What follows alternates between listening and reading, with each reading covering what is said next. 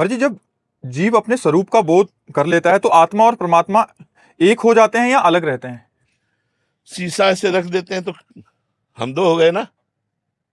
शीशा रख दिया तो हम दो हो गए, एक हम और एक प्रतिबिंब, और शीशा पलटा दिया, एक बचे ना।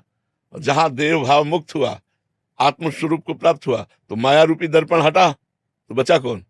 एक, उसे आत्मा कहो या परमात्मा कहो या ब्रह्म कहो। इसीलिए वेद कहता है ब्रह्मविद ब्रह्मैव भवति।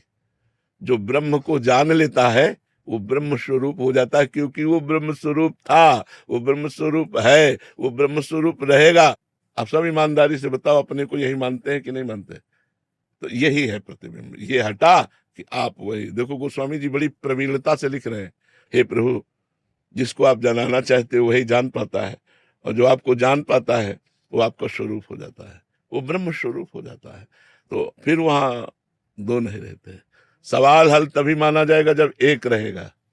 चाहे भक्ति से चलो, चाहे कर्मयोग से चलो, चाहे अष्टांग योग से चलो, चाहे सांख्य योग से चलो, सवाल हल माना जाएगा जब एक, एको ब्रह्म द्वितीयो नास्ति।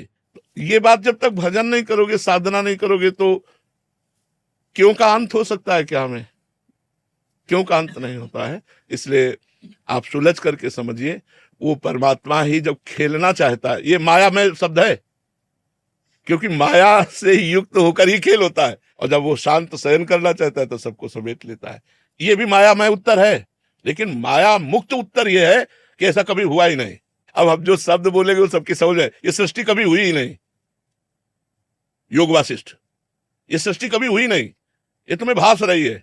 क्यों?